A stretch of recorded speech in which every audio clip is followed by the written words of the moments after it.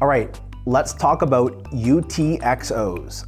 Look, no one ever said that Bitcoin was easy to figure out, whether it was the blockchain side or the currency that uses it as its payment rail.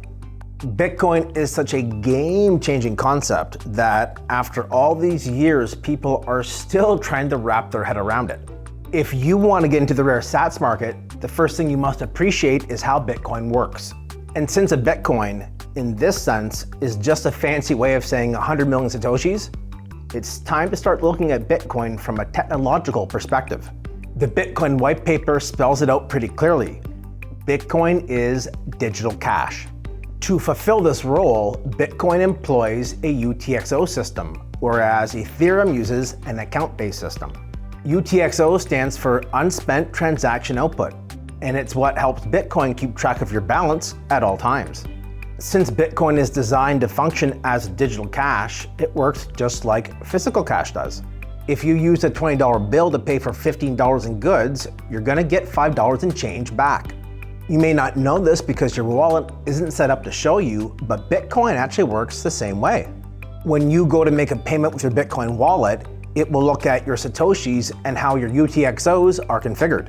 Your wallet may send out more money than is needed, with the change coming back into your wallet, often in a place designated as a change address.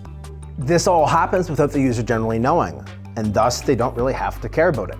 The way the Bitcoin blockchain works is that those Satoshis are gathered into UTXOs, which means unspent transaction outputs, which are basically the coins and the notes we hold in our everyday wallets. When you want to pay for a $12 item at the store, you're gonna give, say, a $20 note and you're gonna get your $8 change back. Those are UTXOs on Bitcoin. You'd pay an item for 100,000 Satoshis and you would use one of your UTXOs which is bigger than 100,000 Satoshis, say 200,000 Satoshis, and as soon as the transaction gets confirmed, you're gonna get your change back in the form of a new UTXO.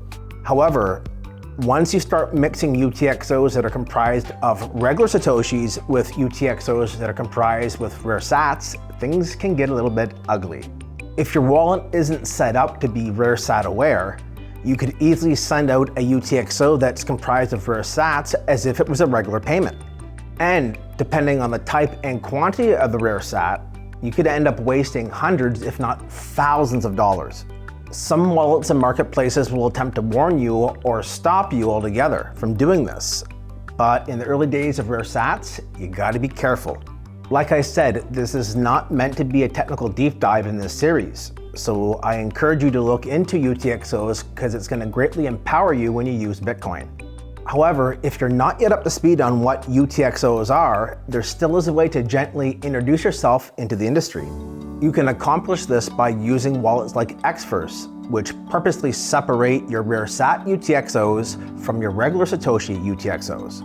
When you're starting this journey, you're not only buying a collectible and waiting for it to increase in price, you're actually starting a journey that will educate you about Bitcoin, about how Bitcoin works, about how the network processes transactions. We as humanity, we're preparing for a future in which the blockchain plays a much more important role in our economy and Bitcoin plays a much more important role in our economy. So education might be very, very helpful for users that engage with rare sats. The bottom line, rare sats are an incredibly fun, exciting, and rewarding experience. And it touches upon the very fabric of how Bitcoin operates. So if you want to get into rare sats, do yourself a favor and learn a little bit more about how UTXOs work. You'll thank me later. Trust me.